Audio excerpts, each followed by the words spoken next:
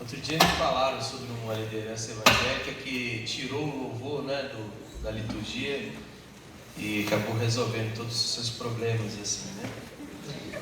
Coloca playback, assim, negócio, a vida deles melhorou bastante, assim. Se a moda até começa a colocar pregação gravada,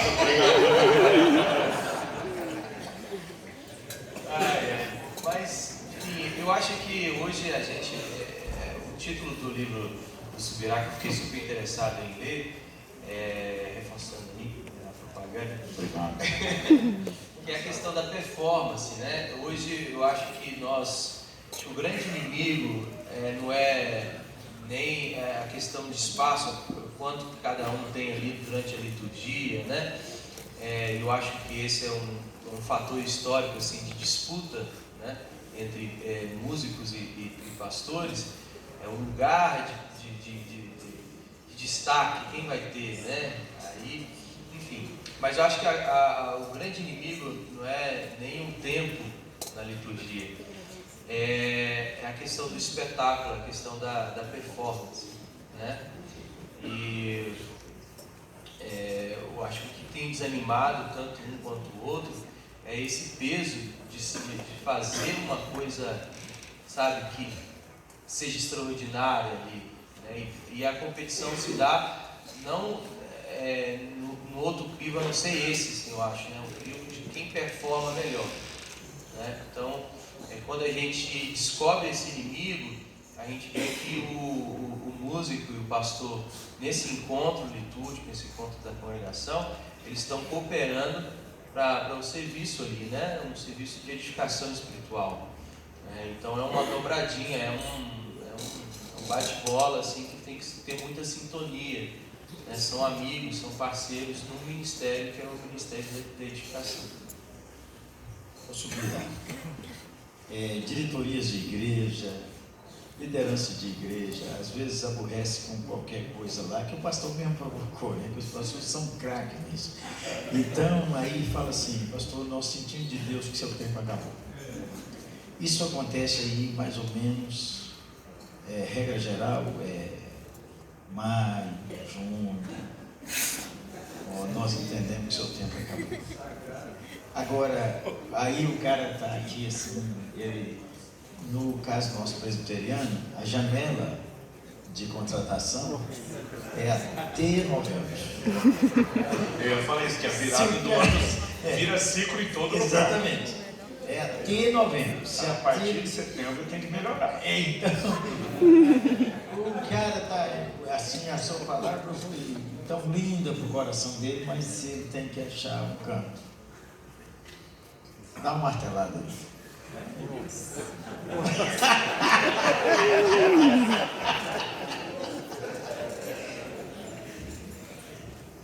A gente esqueceu que tem talvez uma outra mensagem para pregar do problema com os colegas de ministério também, a equipe de baixo, o líder em cima. Às vezes a gente apanha para todo lado. Eu acho que tem problemas que, honestamente, às vezes a gente está reclamando por Deus, ocupando o diabo. Imagina até o diabo dizendo até que eu queria ter feito, mas aí foi ele sozinho. Não, é sério, eu fico pensando no José, que a gente olha para o José como se ele fosse só vítima dos irmãos, né? Agora tenta imaginar você, gente, porque essa dinâmica de família a gente conhece. Você tem um irmão mais novo, que é aquele que te entrega do que você faz de errado, que é o protegido, querido do pai, que vem ainda dizer para você que está tendo um sonho que você vai se curvar diante do moleque, né? Ele conseguiu irritar aquela turma. E como você disse, às vezes a gente está culpando o diabo os irmãos e tem coisa que a gente dá uma cooperada, né? Que a gente também não facilita. E eu acho que tem muito mais possibilidade de problema de todos os âmbitos do que a gente imagina. Falando da questão da janela, eu não estou tão familiarizado com ela, mas há situações onde de fato eu reconheço que o tempo acabou, mas muitas vezes o tempo acabou é só uma desculpa para evitar resolver conflito, né? E hoje a gente vive numa sociedade assim: o cara tem problema com o vizinho, muda de casa, tem problema de emprego, no emprego ele muda de emprego. Aí essas pessoas têm problema na igreja, muda de igreja, tem problema com o pastor, muda o pastor, porque a gente não vive essa dinâmica de solução de conflito. Então eu acho que só vai piorar, né? E que a gente tem que talvez se exercitar até um pouquinho mais, no sentido de vez em quando lavar os pés dos outros. A gente faz uma promessa na nossa igreja, a gente tem um curso de membresia para todos os novos, batizado, transferência, a gente mudou de cidade, onde a gente tenta mostrar o DNA da igreja, que a gente acredita, como a gente funciona. E eu faço isso já em Curitiba há 14 anos. Eu fico, enquanto a gente dá o curso, que é uma tarde inteira, eu fico falando para eles no final, quero fazer uma promessa para vocês. Mas algo assim que eu vou empenhar minha palavra, que eu vou me comprometer, que eu vou jurar solenemente. Já teve vezes de eu exagerar, dizer, em nome de Jesus eu vou falar algo, né? E a turma fica esperando. E quando chega no final, eles já estão tão assim, na expectativa, que chegou para pastor, a promessa, porque assim. Aí eu olho para eles e digo, eu prometo que nós vamos falhar com vocês. Eles me olham com a cara e digam, eu prometo. Porque já que a decepção é proporcional à expectativa, nós vamos dar o tombo nessa expectativa, é já na entrada. Eu lembro de um dia que um irmão mandou um e-mail e falou, pastor, tu é um homem de palavra.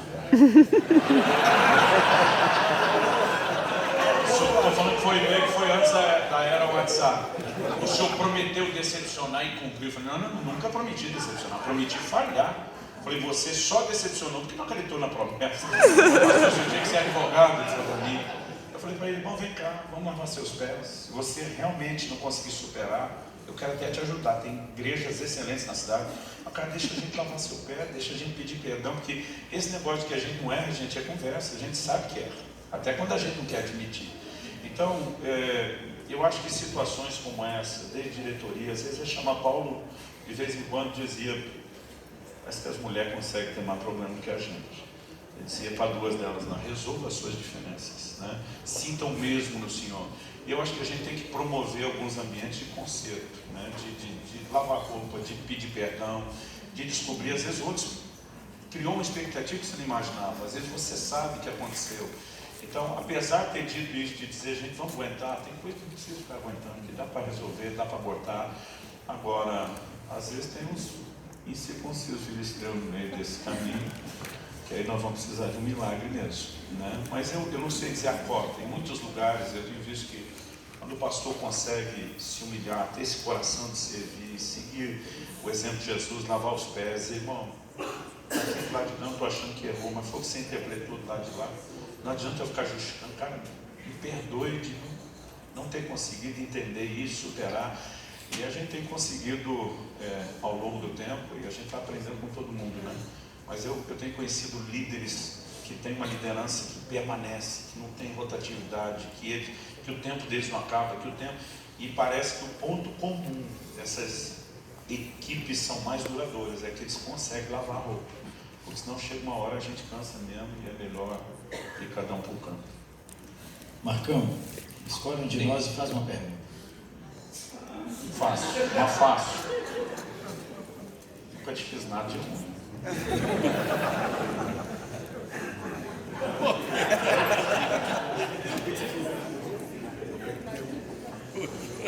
Como o Subirá está indo embora, né? Então acho que eu vou escolher. É nada, o gerente falou baixinho aqui, fui eu que te convidei.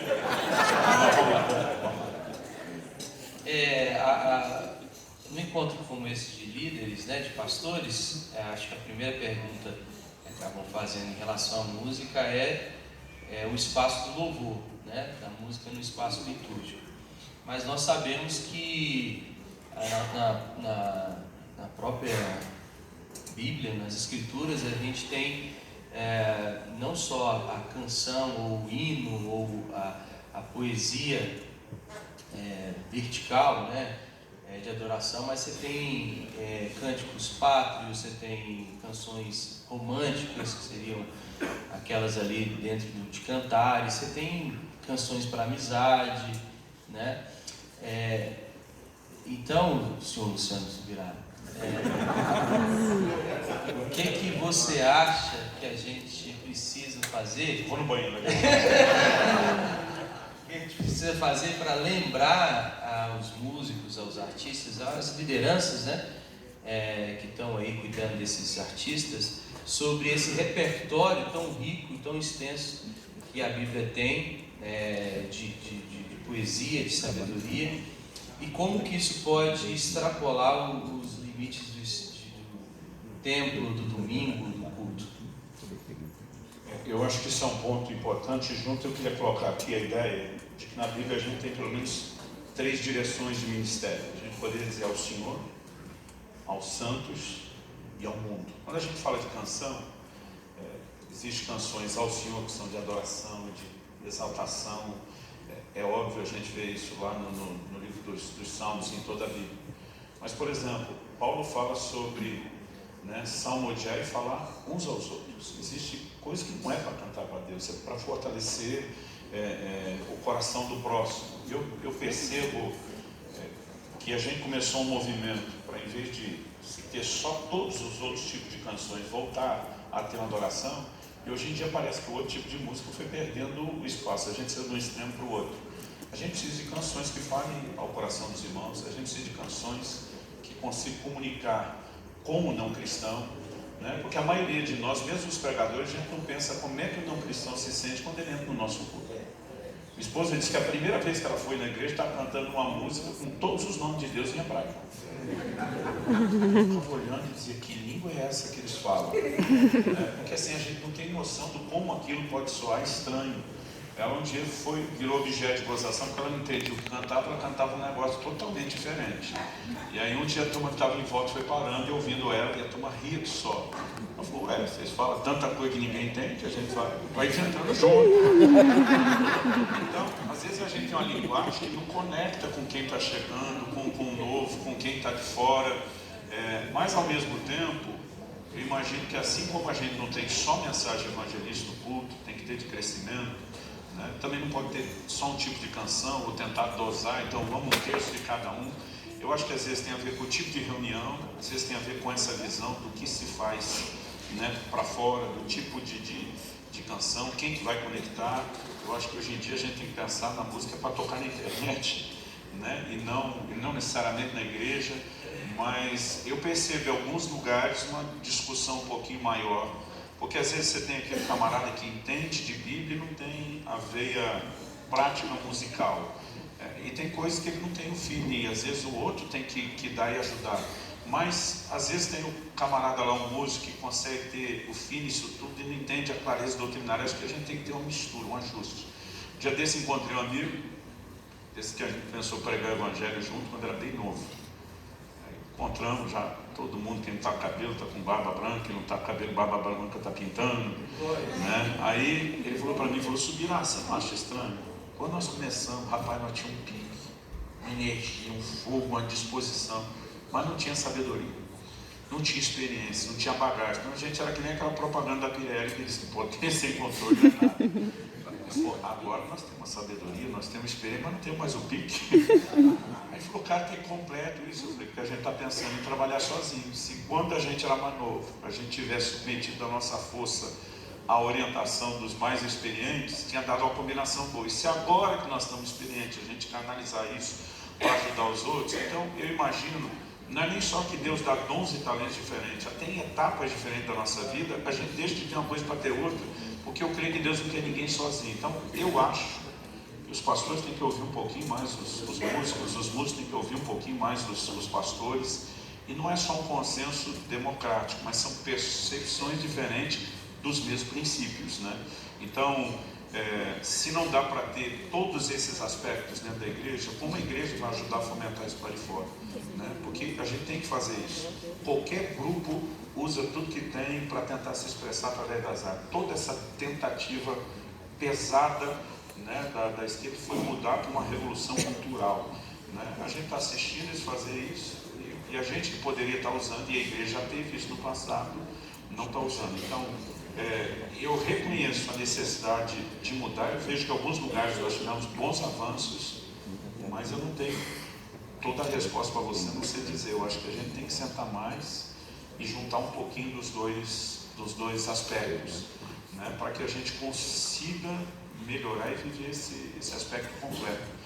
Por exemplo, algo que é dito a respeito do tabernáculo de Davi, quando ele está preparando os músicos, é que os músicos profetizariam com a música. Se profetizar e falar da parte de Deus para o homem, então nem toda canção é o homem falando com Deus, tem que ter algo da parte de Deus para o homem. E eu creio que a gente até deveria ter, obviamente, os cânticos proféticos inspirados, Mas aí daqui a pouco você começa a resgatar isso e aí vira uma moda. Todo mundo tem que ter em todo lugar. E aí daqui a pouco a gente não tem inspiração, mas tem a pressão de produzir aquela coisa que o outro está produzindo. Então, me parece que até achar o caminho nós estamos que nem um pêndulo. Vamos para um extremo, vem para o outro. Eu acho que é importante esse pêndulo, balançamento para o canto e achar o meio. E com certeza o equilíbrio não está em mim. Outro dia alguém falou para mim, gosto de ouvir que é equilibrado. Eu falei, não, você gosta de me ouvir porque você é parecido comigo. O equilíbrio nunca está na pessoa, está na soma. Eu falei, equilíbrio está quando eu junto meus amigos pastores, das mais diferentes vertentes teológicas, e o pau quebra para valer. O equilíbrio está nessa soma, né? No que a gente acrescenta. Então, se a gente olhar nessa perspectiva, o líder que está tentando determinar o funcionamento da música e que não tem essa percepção, ele não tem tudo. O músico sozinho, ele tem a tendência de puxar também só para o lado dele, né? Mas eu acho que nós temos pessoas como você que está vivendo música e o pastorado e que talvez consiga dar a mão para os dois lados e ajudar a gente. Em vez de fazer pergunta, podia estar ensinando a gente. Boa. Ô, gente boa. Nosso horário fechou, mas eu vou pedir eles dois, principalmente, que nós vamos ter menos tempo aqui. Olha assim o povo, você tem aqui pastores com igrejas de mais de 2.000 membros, e você tem pastores aqui que estão lá no sertão, que estão com 20 pessoas. Você tem um pastor aqui, Ribeirinho, que ele tem uma congregação de 15 pessoas implantando igrejas pequenas, e você tem aqui um perfil de ele teve 3 AVCs, ficou sendo chamado Zé da Muleta. Deus curou ele virou Zé da Corneta. Ele comprou um negócio da bateria e prega na cidade dele de 8 da manhã às 5 da tarde. Já plantou 2 igrejas. Você tem esse perfil aqui, Marcão. Você tem pastores do Rio de Janeiro, você tem pastores do Nordeste, do Centro-Oeste, você tem do Sul do Brasil, você tem de tantos lugares aqui do Brasil. Presbiterianamente, dá 3 conselhos para ele assim. 3 conselhos. Tome banho, escova os dentes e arruma o cabelo. 3 conselhos assim que ajudarão na igreja dele. Se o Mirá vai dar 3 também. Eu não estou nessa idade não, gente, para dar conselho.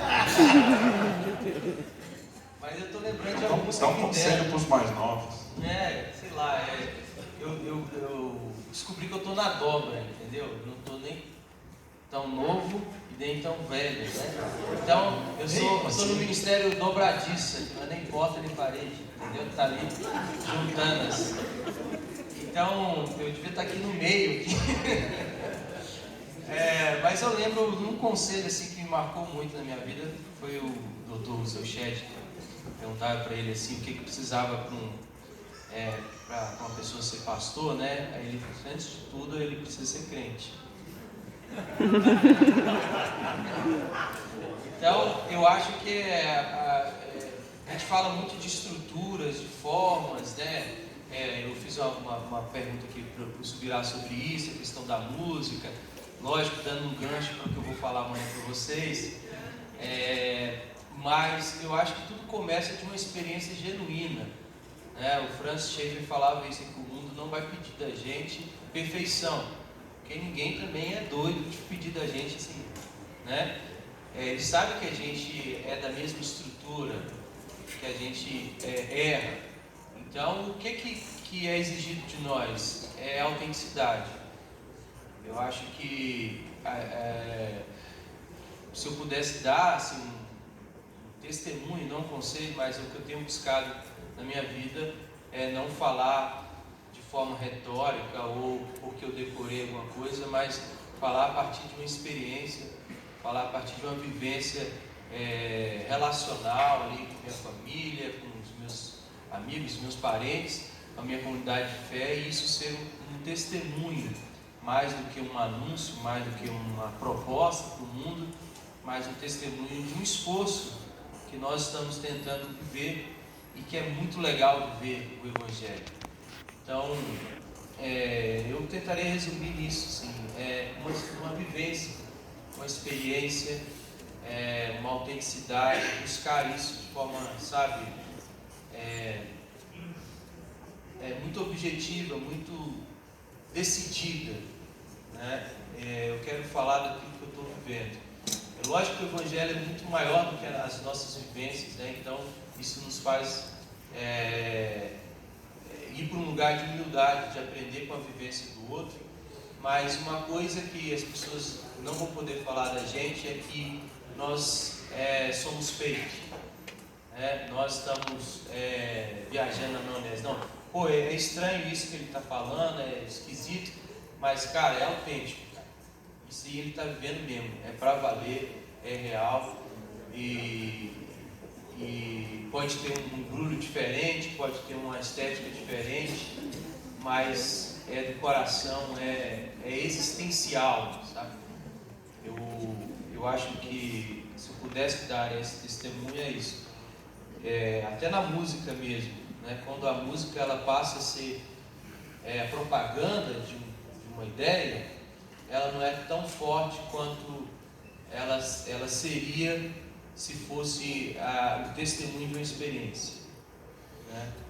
Então é isso, vivam o Evangelho, e isso acho que sei que... Subirá, pastor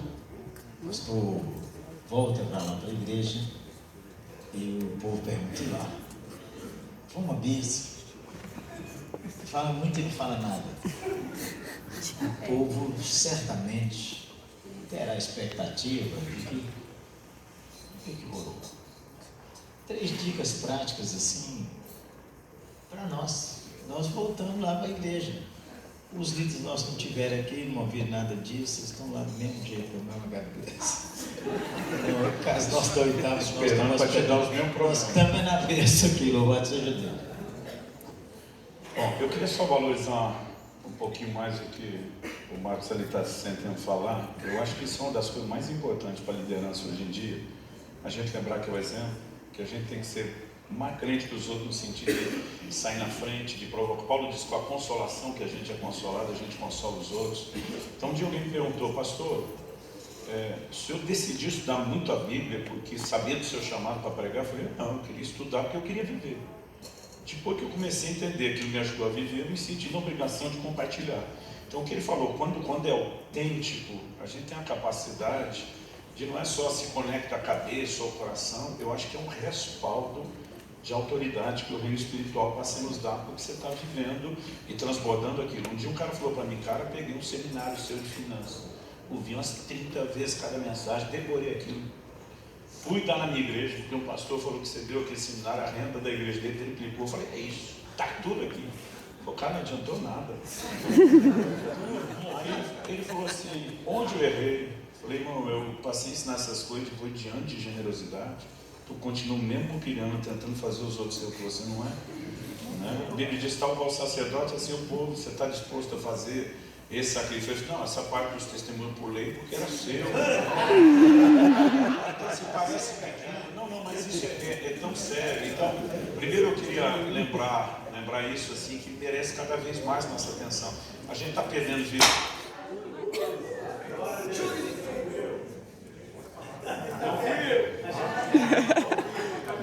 O carregamento do...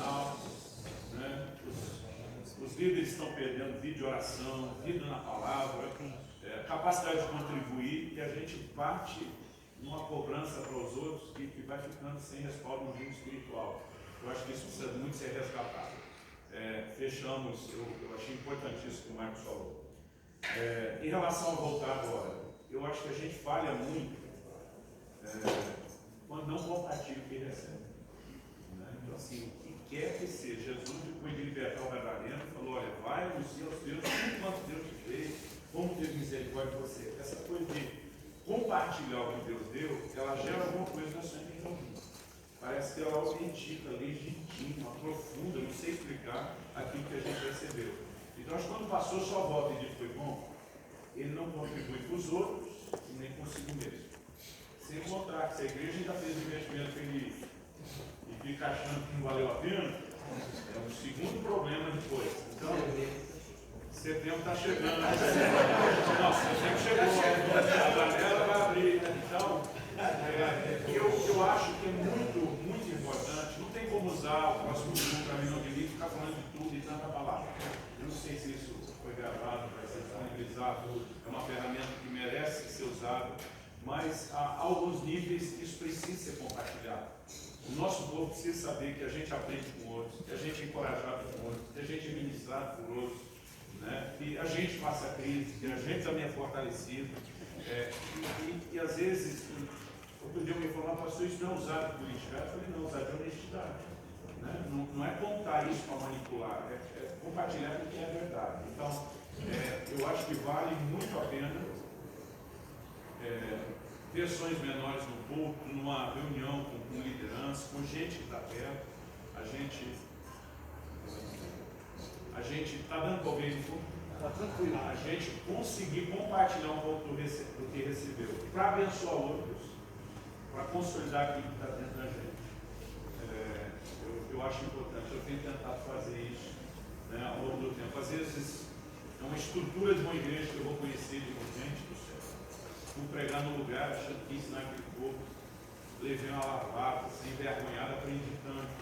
Eles têm vivido coisas que a gente ainda não entendeu, porque vocês não entenderam o comportamento que eu não entendi, eu ensinei direito. Então vamos arrumar isso. E eu tenho percebido ao longo dos anos que você não perde o respeito. Que na verdade você só ganha respeito. Porque se você não admitir que não sabe tudo, ele já sabe que você não sabe tudo. Se você não admitir que tem problema, ele já sabe que você tem problema e acha que você não tem coragem de falar. Então, eu não acho que você perde. Né? Na verdade, eu acho que você conecta, você mostra que é gente como eles. Aliás, um dia um irmão da igreja, essa minha política de ser tão honesto, ele falou, pastor, o senhor me inspira.